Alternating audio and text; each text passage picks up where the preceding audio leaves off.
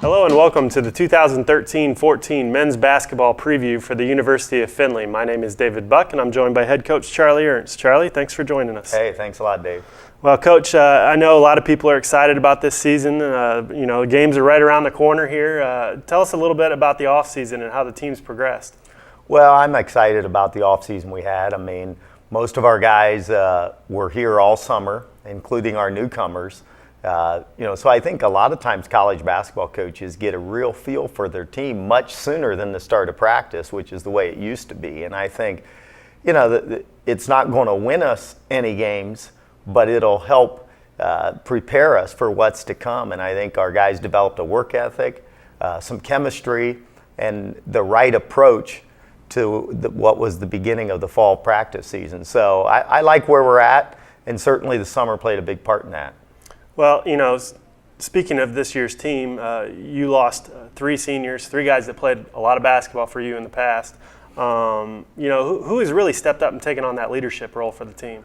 Well, I think obviously our seniors, Greg Collig and Mark Frilling especially, and even Sean Samsel.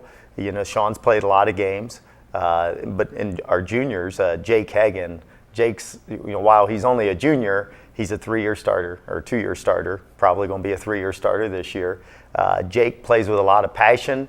But those guys, especially Mark, Greg, Jake, those guys, just by the way they approach every day. And that, again, began in the summer. So I think the players, these younger guys especially, and we are a pretty young team, view those guys as not only leaders, but the way they approach every day, both in the classroom, off the court. I think those are the things that really, firm up a player's leadership qualities, and I think our guys see them as leaders, and they've set a great example so far. Well, you talked about being a young team, and I think you're especially young in the backcourt. Now, you got some guys that have had some playing time in the backcourt, but you're probably going to go into the season starting two sophomores at the guard positions. Is that a little bit of a concern for you, or is it just those guys are good and good enough to handle it, mentally strong? No, I'm excited for both of them because they've had as good off seasons as anyone in our program, in Alfonso Beatty and Dylan Kaufman, and they both played a lot last year, started some games. Gained tremendous amount of experience, understand the importance of every game in this league, more so understand the importance of every practice.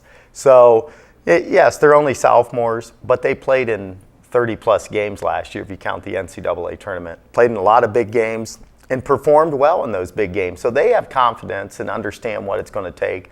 Yeah, I would rather have maybe juniors than seniors there, but it's exciting when you have sophomores that are already grasping and embracing what it's going to take to perform under the lights. I think they'll be ready.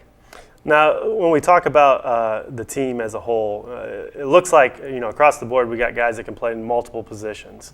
How does that help you do on the defensive end using this added length that we have now from the guard position? Will that allow you to maybe run a little bit more full court stuff, try to get some more turnovers and extra possessions? Well, I think maybe more than pressing, where that will help us is the college game, especially on the men's side, is going to be called a lot closer this year. Much has been made of that, especially here over the last month.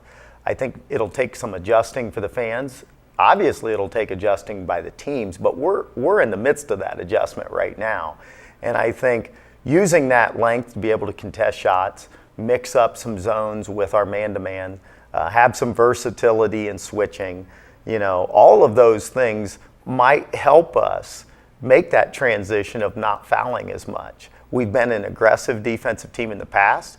We don't want to totally walk away from that, but I think the versatility allows us to be more diverse on defense. Now, on the offensive end, I think it starts with Greg Collig. He's a preseason All-American. Last year, he was an honorable mention All-American through several publications. A guy that can really fill it up. What's it like knowing that you have someone that you can count on to get you tough buckets when you need them? Well, that's huge because when you go on the road in difficult environments, teams are going to scout us well. We're going to scout them well. They're going to know what we want to do. We're going to know what they want to do. There'll be some surprises early, but as the season goes on, players have to become players, and they have to make individual plays, especially in January and February. And Greg's really good at that. He can improvise. He can make contested shots.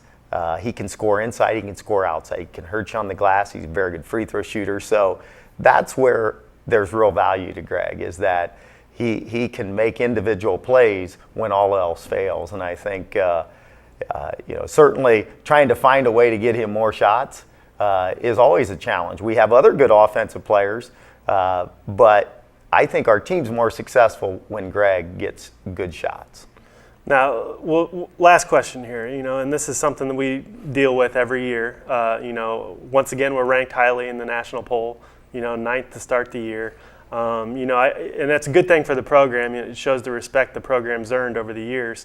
But how do you keep the players' heads grounded, so to speak? How do you keep them focused on the task at hand and saying, hey guys, we really haven't earned anything yet. This is a brand new season. We've got to go out and prove that we're that good. Well, I think it's not just me. I think our seniors, our leaders, have to help with that. And I think, we don't talk much about it. We talked about the day the poll came out, because as a coach, I'm smart enough to know that the guys read that. They know that. They probably knew about it before I did, to be honest with you, Dave. So rather than pretend it's not there, we talked about it. And that's the last time we talked about it, because we know that that's not going to win us anything. And you hear that a lot, but truly our focus has been on practice. And when we focus on little fundamentals in practice, and I get upset from time to time about things in practice, the focus becomes about getting better and getting better to things we're not good at right now, not a national ranking. And so I think our seniors have done a great job of keeping our team grounded and focusing on the next practice. And for us to achieve what other people think, really that's in our hands, and that's what we're trying to control. Well, great. Well, thank you for your time, Charlie. Good luck this season. Wish you the best. Thanks, Dave. And that concludes the 2013-14 men's basketball preview for the University of Findlay. Thank you.